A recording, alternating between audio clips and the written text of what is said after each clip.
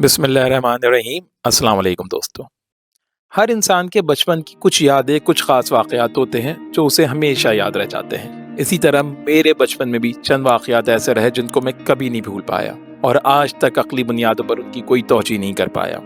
ये उस वक्त की बात है जब मैं कोई 6-7 साल का रहा हूँगा। हम मलीर में अपने नए घर में शिफ्ट हुए थे। ये इलाका पहले काफ़ी हरा भरा और छोटे से खारदार जंगल पर मुश्तमिल था जिसको काट कर आबादी बसाई गई थी।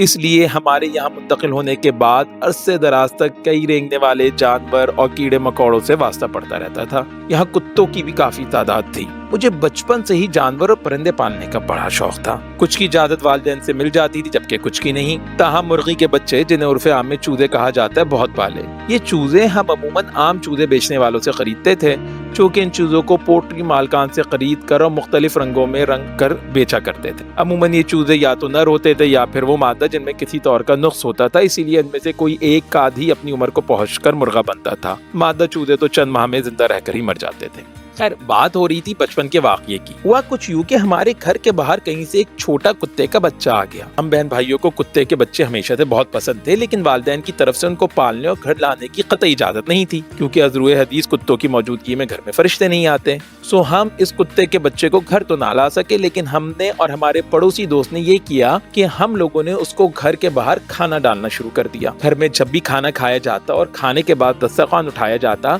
तो हम उसको बाहर इस कुत्ते के बच्चे के आगे झाड़ आते। यही काम हमारे पड़ोसी दोस्त भी करते। उस वक्त हम लोगों की उम्रें बामुश्किल 7-8 साल की रही होंगी। एक आध दिन में ही वो कुत्ते का बच्चा हमसे मानूस हो गया और हम जब भी स्कूल से वापस आते या बाहर कहीं जाते तो वो दुम हिलाते हमारे पीछे पीछे चलने लग जाता। हम लोगों को भी उससे एक उन्स महसूस होने लगा था, इसलिए कभी कभार अम्मी से आग बचाकर फ्रिज में से ताज़ा गोश्त या कीमा निकालकर उसके आगे डाल आते। वक्त गुजरता गया और 6 माह में वो कुत्ता का बच्चा एक कुतिया में तब्दील हो गया और हमने उसको मोती का नाम दे दिया।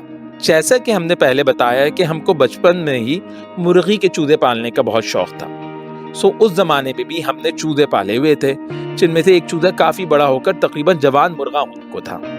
अमूमन नुक्स रखने की वजह से चूजे अपनी उम्र को मुश्किल से ही पहुंच पाते हैं। सो मज़कूरा चूजे के बड़ा होने के सबब उसकी खास अहमियत बन गई थी कि बड़ी मुश्किल से काफी सालों के बाद कोई एक मुर्गी का छोटा चूजा बड़ा मुर्गा बना था हमारे पास।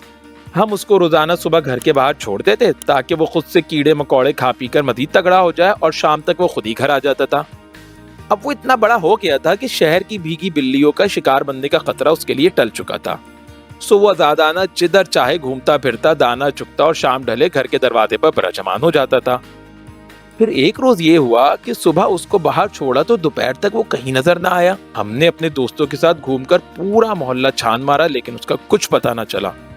हमारा तो परेशानी से बुरा हाल कि इतनी मुश्किल से पाल पोस कर उसको बड़ा किया और अब ना जाने कोई कुत्ता उसे खा गया या फिर कोई चोर उचक्का उसको उचक कर ले गया और उसकी दावत उड़ा ली।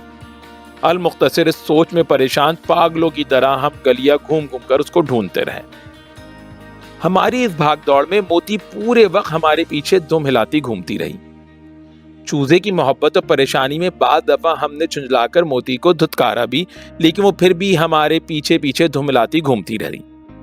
हमको ज्यादा कोफ्त और परेशानी हुई तो हमने जरा गुस्से से उसको हल्की लात मारकर चले जाने को कहा और वो बेचारी मुंह नीचा किए चली गई।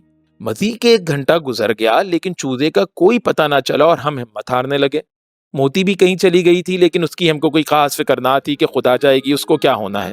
तकरीबन 1.5 घंटे बाद हमने देखा कि मोती दूर से भागती आ रही है और उसके मुंह में हमारा चूजा दबा पड़ा है। हम मोती को उसकी गुस्ताखी पर मारने को आगे बढ़े कि नमक हराम, तूने हमारे ही चूजे पर मशरक़ से दम चला दी।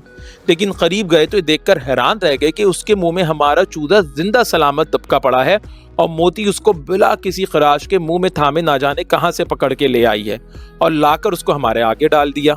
मौसूफ चूजे साहब उठे और जाकर क्यारी में फिर अपनी रंगलियों में मसरूफ हो गए। उस वक्त भी सोचा और आज भी सोचता हूँ कि एक कुतिया को ये क्यों कर समझ में आ गया कि हम क्या ढूंढ रहे हैं। वो तो हमारी जबान भी नहीं जानती और ना ही हमने कभी उसको आम कुत्तों की तरह सुधाया या कुछ सिखाया।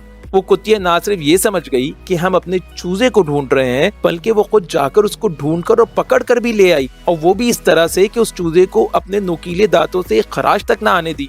آج بھی یہ بات سوچتا ہوں تو عقل حیران و شتر رہ جاتی ہے۔ اس واقعے کی کوئی توجہ سمجھ نہیں آتی۔ چند روٹی کے ٹکڑوں اور چبائی ہوئی ہڈیوں کے عوض ایک بے زبان غیر عاقل میں اس قدر عقل درائی کہ اس نے نہ صرف اپنا روکھا سوکھا کھلانے والے کی تکلیف و پریشانی کو محسوس کیا بلکہ اس کا تدارک بھی کر دیا۔ ماضی کا یہ واقعہ آج بھی جب سوچتا ہوں تو مجھے سخت حیرت میں مبتلا کر دیتا ہے اور اس کی کوئی معقول توجہ سمجھ میں نہیں آتی۔ آپ دوستوں کو اس کی کوئی توجہ سمجھ میں آئے تو مجھے کمنٹ سیکشن میں ضرور مطلع کیجیے گا۔